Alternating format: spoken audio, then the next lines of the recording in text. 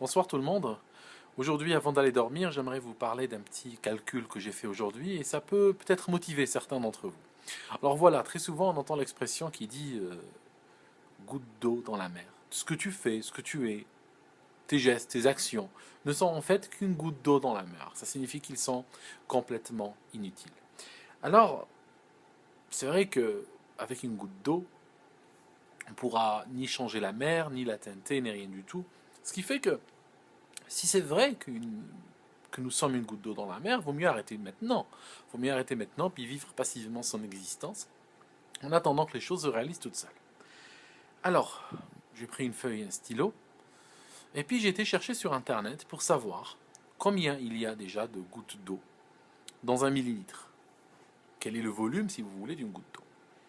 Alors le consensus s'établit autour de 20, c'est-à-dire qu'il faut 20 gouttes d'eau pour faire un millilitre. Je me suis dit, comme nous sommes 7 milliards sur Terre, j'aimerais bien savoir, 7 milliards de gouttes, quel est le volume que ça va représenter? Parce que normalement, d'après cette expression, une goutte d'eau dans la mer, normalement 7 milliards de gouttes, ça remplirait les océans, les mers et tout ça. Et donc chaque humain ne serait qu'une goutte dans cette immensité, comme dirait Ségolène Royal.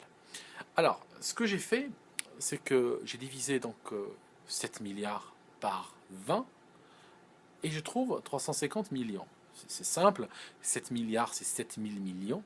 7000 divisé par 20, ça fait 7000 divisé par 10, ce qui fait 700, divisé par 2, ce qui fait 350. Donc voilà, on a 350 millions. S'il y a des gamins qui écoutent, ça pourra leur servir aussi de cours de calcul mental.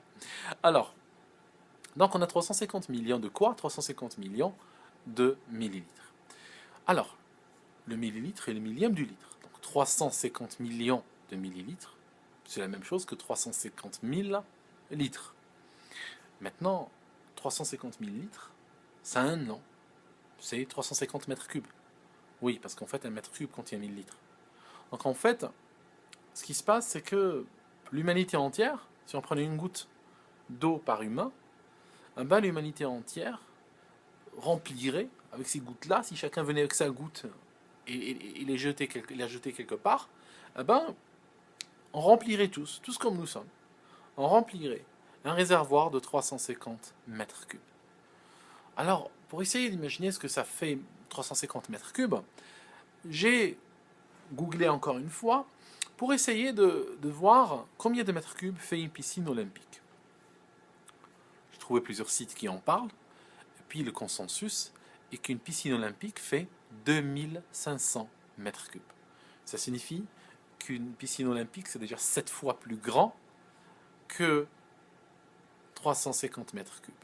Ça signifie qu'en fait, il faudra 7 fois toute l'humanité, venant chacun avec une goutte d'eau, pour pouvoir remplir, ne serait-ce qu'une piscine olympique. Donc remplir un océan, une mer, des lacs, tout ça, c'est un peu abusé. Ce qui fait qu'en fait, nous avons plus d'influence que ce que nous pensons. Si je prends un pays comme la France, par exemple, je ne sais pas combien ils sont, 80 millions, je dirais. 80 millions, ça représente, grosso modo, je crois, je ne me rappelle plus du chiffre exact, mais on est en train de parler de 4 mètres cubes seulement.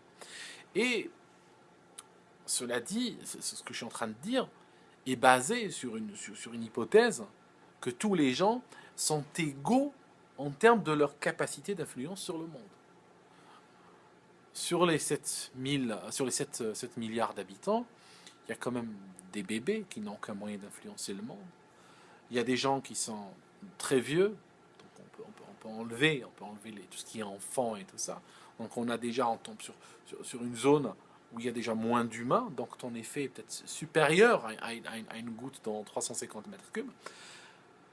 Si on considère que les gens, par exemple, dans un pays comme la France, et on enlève tous les gens on enlève, on va dire, les vieux, les malades d'Alzheimer, les syndicalistes et tout ça, on va quand même arriver à un effet beaucoup plus fort. C'est-à-dire que tu vas constater que tu pèses beaucoup plus que ce que tu ne crois.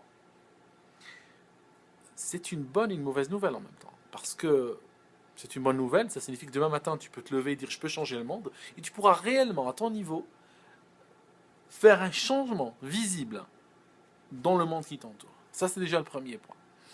Et le deuxième point, c'est là où il faut devenir prudent, c'est là un petit peu la conscience qui vient avec ce que je viens de dire, c'est que comme tu représentes beaucoup plus que tu ne le crois, eh ben, tu as une capacité de changer le monde par tes faits et gestes qui est beaucoup plus élevée que tu ne l'estimes, et en fait vient avec ça donc une responsabilité très importante. Ça signifie que tu le veuilles ou non, tu vas influencer par ton existence, par ton mouvement, tu vas créer un changement dans le monde. Et donc à toi de réfléchir à quel genre de changement tu souhaites participer. Mais en tout cas, nous sommes le monde et chacun de nous participe de manière plus qu'homéopathique dans le monde qui l'entoure.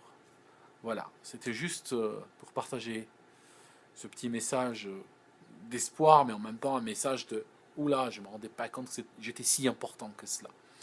Donc voilà, on ne prend pas la grosse tête, et puis je vous souhaite une très bonne journée. Bye.